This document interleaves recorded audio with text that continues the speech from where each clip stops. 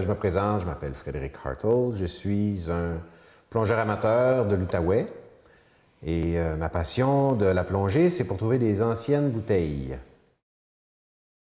Henri Jonas, il vendait des extraits de vanille, des extraits de fraises, beaucoup de colorants alimentaires.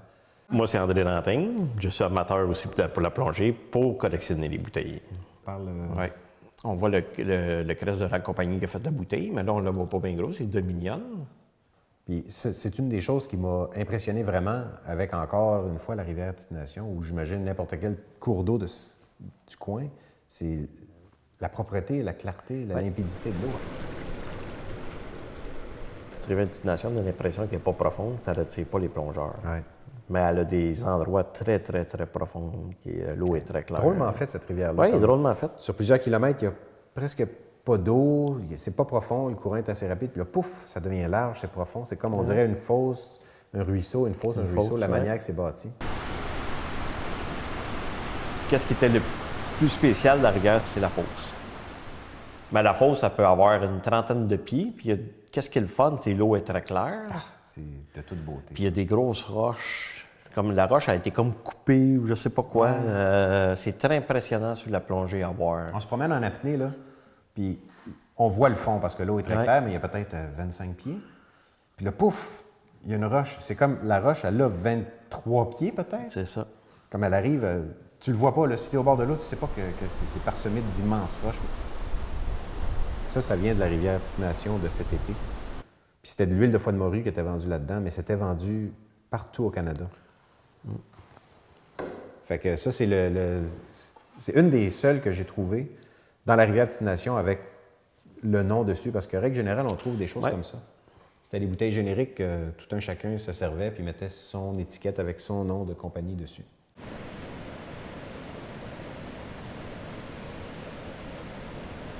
On n'a pas trop froid quand on combat le courant parce qu'on en dépense beaucoup d'énergie, mais c'est quand on fait plus du surplace, on reste dans un endroit où le courant est plus faible, le débit est plus lent. Là, c'est plus froid. Oui, parce qu'on se concentre sur le fond de l'eau. Étant donné qu'on fait des recherches pour trouver des vieilles bouteilles, on scrute le fond, on bouge pas trop, puis c'est là que la température... Dans le fond, la descente est sur deux côtés. Il y a une descente, on peut descendre ou on peut monter. On a fait les deux, en faisant les deux. Ouais. Quand on monte, ouais. on a chaud, puis quand on descend, on a froid.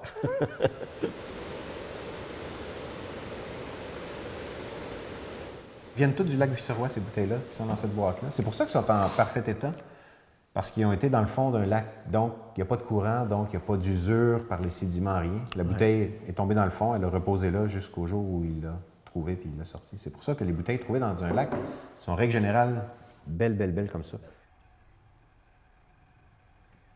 Surtout le lac, c'est surprenant. Les lacs dans mon coin, qui sont supposément bien entretenus, peuvent avoir 2 à 3 pieds d'épaisseur de sédiments. Puis le lac ici, il y a quoi? Même pas un demi-pouce. On arrive, là, propre, là, on arrive comme ça de même, puis tout de suite, on touche le fond rocheux. Là. Ça, c'est une ancienne bouteille de poison qui a été trouvée dans le lac Viceroy. C'était voulu de faire une bouteille en forme de cercueil pour que le monde... La nuit, là, quand il devait aller prendre le médicament, il ne se trompait pas quand il touchait à ça. Là. Avec les petites pics qui dépassent. Là. Quand on arrive à l'endroit, à la descente de bateau ou à l'halte routière, ça va bien pour descendre, ça va bien pour sortir. À un moment donné, il a fallu sortir beaucoup plus loin. On avait trouvé plein de bouteilles. On avait mis toutes ces bouteilles-là au bord, de peine et de misère, parce qu'on les mettait, puis ils glissaient parce que c'était abrupt. C'est vrai que la rivière, ça doit être à cause des crues, d'après moi, les crues, puis que ça coupe comme ça. Essayer de sortir de l'eau à cet endroit-là, ça a été du sport. Oui, c'était quelque chose. Avec les cylindres et tout, là, les cylindres de plongée. On devait avoir l'air de gros canards. Hein?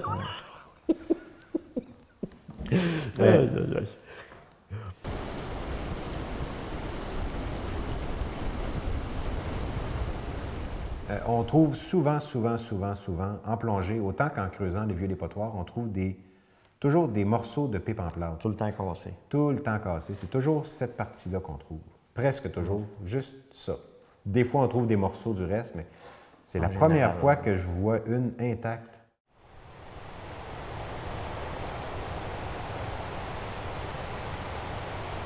OK. Je vais continuer dans les objets que Michel m'a prêtés. La pointe était brisée lorsque trouvée. Bon, c'est ça, c'est une pointe de flèche. dirait bien en quartz. Hein.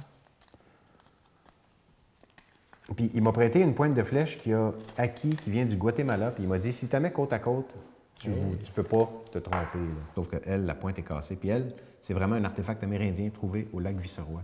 Puis c'est rempli d'artefacts amérindiens au Québec.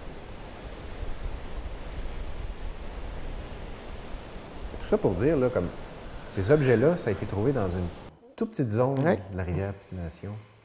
Qu'est-ce que la rivière recèle? Qu'est-ce qui s'y cache? Il y en a des kilomètres et des kilomètres et des kilomètres.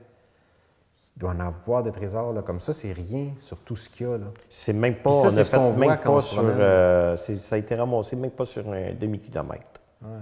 Ça a été vraiment ramassé en 2 ans de plongée, à peu près 2-3 ans. Ouais. On n'a même pas fait 1 kilomètre de la rivière. Puis c'est immense. On a vu des places immenses là, qu'on pourrait aller.